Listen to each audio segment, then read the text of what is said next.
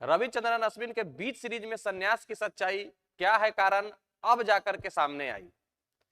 Ravichandran Ashwin cricket के सभी format से संन्यास ले लिया है।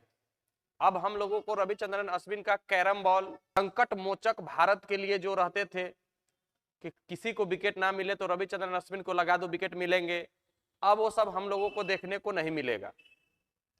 ऋषभ पंत के द्वारा come on S come on S come on S बढ़िया है, ये अब देखने को नहीं मिलेगा। लेकिन बीच सीरीज में संन्यास लेना बहुत सारे सवालों को उजागर करता है रविचंद्रन अश्विन पर कि आखिर ऐसा क्या हुआ जो अभी टेस्ट सीरीज चल रहा है और बीच सीरीज में संन्यास ले लिए। 2014 में महेंद्र सिंह धोनी ने भी ऐसे ही तीसरे टेस्ट खत्म होने के बाद संन्यास की घोषणा कर दिए थे।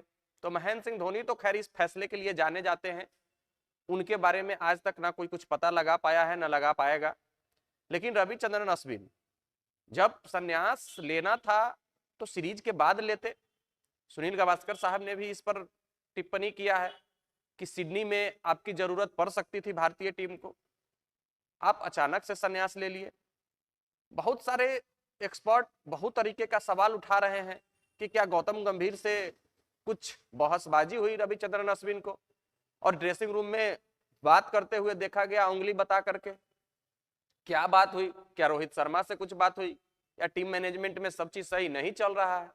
बहुत सारे सवालों का जवाब अभी तक वाकई में किसी को पता नहीं चल पाया है कि आखिरकार रविचंद्रन अश्विन बीच सीरीज से संन्यास लिए क्यों। गावा टेस्ट खत्म होने के साथ ही प्रेस कॉन्फ्रेंस में रोहित शर्मा के साथ आए और अपने नम आंखों से, उनके आंखों में आंसू थे और उन्होंने सीधा सीधी, ज्यादा समय नहीं लेते हुए सीधा सीधी कह दिया कि क्रिकेट के दुनिया में ये मेरा अंतिम दिन है आज। ऐसा नहीं है कि हमारे अंदर क्रिकेट अभी नहीं बचा है, क्रिकेट अभी भी मेरे अंदर है, लेकिन हम भारत के लिए अब नहीं खेलेंगे। जो भी क्रिकेट है बचा हुआ उसको हम आईपीएल में चेन्नई सुपर किंग्स के लिए और क्लब क्रिकेट में इसका उजागर करेंगे और हम क्लब क्रिकेट खेलते रहेंगे। रोहित शर्मा, विराट कोहली, सबके आंखों में आंसू थे कि छोड़ करके जा रहे हैं। रविचंद्रन अश्विन ने आगे कहते हुए कहा कि सबका नंबर एक ना एक दिन आता है। सचिन पाजी चले गए, राहुल द्रविड़ चले गए, वीवीएस लक्ष्मण चले गए, वीरेंद्र सहवाग चले गए, महेंद्र सिंह धोनी चले गए। आज मेरा नंबर है, कल किसी और का नंबर आएगा। जाना तो एक दिन छोड़ करके सबको है क्रिकेट से, लेकिन इस तरीके से जाना कुछ बातों को पच नहीं रहा है दर्शक के, फैंस के दिल में। रिपोर्ट के अनुसार अगर आप मानिएगा तो रविचंद्रन अश्विन न्यूजीलैंड के खिलाफ जब हम लोग 0-3 से सीरीज हारे, क्लीन स्वीप हुए इंडिया में, उसी दिन उन्होंने संन्यास की घोषणा करने वाले थे। लेकिन उन्होंने इस शर्त पर संन्यास की घोषणा नहीं किया कि ऑस्ट्रेलिया सीरीज में हम आपको अंतिम 81 में यानी कि प्लेइंग 11 में खिलाएंगे और आप ऑस्ट्रेलिया हमारे साथ चलिएगा। नहीं तो रविचंद्रन अश्विन को प्लेइंग 11 में अगर नहीं खिलाते तो इंडियन टीम के साथ ट्रेवल भी नहीं करना चाहते थे ऑस्ट्रेलिया सीरीज पर। न्यूजीलैंड के सीरीज में उनका कुछ खास प्रदर्शन नहीं रहा था।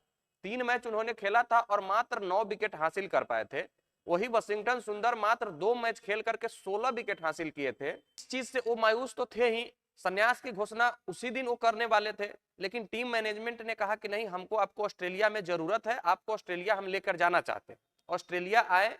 रोहित शर्मा पहले टेस्ट में कप्तानी नहीं कर रहे थे, पर्थ टेस्ट में जसप्रीत बुमराह की कप्तानी में प्लेइंग 11 की घोषणा गौतम गंभीर साहब ने करते हैं और गौतम गंभीर साहब रविचंद्रन अश्विन के ऊपर वाशिंगटन सुंदर को चुनते हैं, क्योंकि वाशिंगटन सुंदर अगर पर्थ टेस्ट खेलते हैं तो फिर जब रविचंद्रन अश्विन को प्लेइंग 11 में मौका नहीं मिला तो उन्होंने सोचा कि हमको इस ड्रेसिंग रूम में, अब 38 साल की उम्र हो गई है मेरी, अब हमको यहाँ बैठने से कोई फायदा नहीं है, हम ड्रेसिंग रूम में नहीं बैठना चाहते हैं, या तो हम ग्राउंड में खेलेंगे नहीं तो हम क्रिकेट को अलविदा कह देंगे।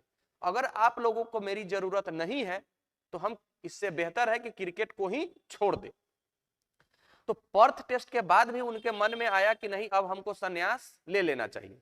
लेकिन फिर रोहित शर्मा वहां नहीं थे। रोहित शर्मा से उनकी बात हुई जब पर्थ पहुंचे रोहित शर्मा टेस्ट के तीसरे या चौथे दिन, तो फिर उनसे इन्होंने कहा कि हम संन्यास लेना चाहते हैं। तो रोहित शर्मा के मनाने पर रविचंद्रन अश्विन पर्थ टेस्ट के बाद मान गए और एडिलेड टेस्ट में रविचंद्रन अश्विन को खिलाने का फैसला हुआ। तो रविचंद्रन अश्विन का वहां भी प्रदर्शन कुछ खास नहीं रहा, लेकिन जब वहां खिलाने का फैसला हुआ तो संन्यास की घोषणा को टाल दिए। लेकिन फिर जब गाबा टेस्ट आया तो रविंद्र जडेजा को खिला लिया गया रविचंद्रन अश्विन को बैठा करके, और संजोग हुआ कुछ यूं कि रविंद्र जडेजा ने परफॉर्म कर दिया गाबा टेस्ट में।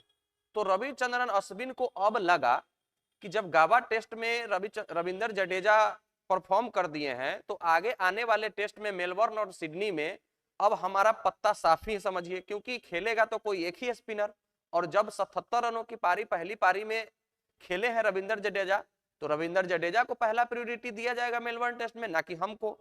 और हमको नहीं दिया जाएगा, हमको प्लेइंग 11 में नहीं खिलाया जाएगा, तो इससे बेहतर है कि हम संन्यास की घोषणा कर दें। और तब जाकर के उन्होंने संन्यास की घोषणा कर दिया।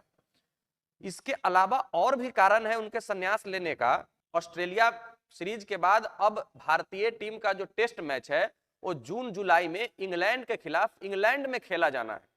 तो वहां भी रविचंद्रन अश्विन को खिलाने का कम ही चांस है। वहां भी अगर कोई स्पिनर खेलेगा तो रविंद्र जडेजा खेलेंगे या तो वाशिंगटन सुंदर खेलेंगे, क्योंकि अब ट्रांजिशन का फेज चल रहा है अभी भारतीय टीम में, और खास करके स्पिन विभाग में, क्योंकि अब ज्यादातर मैच में वाशिंगटन सुंदर खेलते नजर आएंगे। तो इन सब चीजों को देखते हुए रविचंद्रन अश्विन ने सोचा कि नहीं, अब हमको क्रिकेट छोड़ देने में ही भलाई है। हम यहाँ किसी पर बोझ भी नहीं बनना चाहते हैं और हम अपना फजीहत भी नहीं झेलना चाहते हैं, इसीलिए उन्होंने संन्यास की घोषणा कर दिया। अगर आगे 2-4 महीने के अंदर अगर भारत में टेस्ट मैच होता, भारत में किसी के साथ टेस्ट सीरीज होता, तो शायद रविचंद्रन अश्विन ने संन्यास की घोषणा को और टाल देता।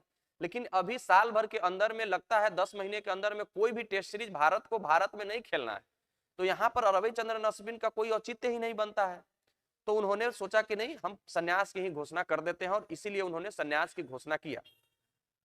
गले मिले ड्रेसिंग रूम में विराट कोहली साहब से सारे के सारे फैंस, सारे के सारे खिलाड़ी भौचक्के रह गए अचानक इस फैसले से।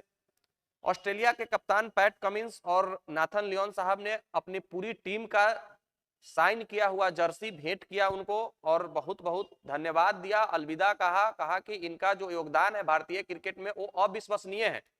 और वास्तव में रविचंद्रन अश्विन का अविश्वसनीय कारनामा है। बहुत कम ऐसे प्लेयर है जो रविचंद्रन अश्विन जैसे काम किया है। आपकी बहुत याद आएगी रविचंद्रन अश्विन साहब, हर एक फॉर्मेट में आपने लोहा मनवाया है, चाहे वो आप सीएसके के लिए खेलते हुए पहला ओवर गेल के सामने डालने का कारनामा किया हो, या फिर आप 2022 का world cup T20 world cup में पाकिस्तान के खिलाफ जो वाइड बॉल है और आप छोड़ दिए थे, एक बॉल पर एक रन लेना था और आप लॉन्ग ऑफ पर चौका मार करके मैच को जिताना। 2013 के चैंपियंस ट्रॉफी में अंतिम ओवर फेंकना और 13 रन नहीं बनाने देना और चैंपियंस ट्रॉफी अपने नाम करना।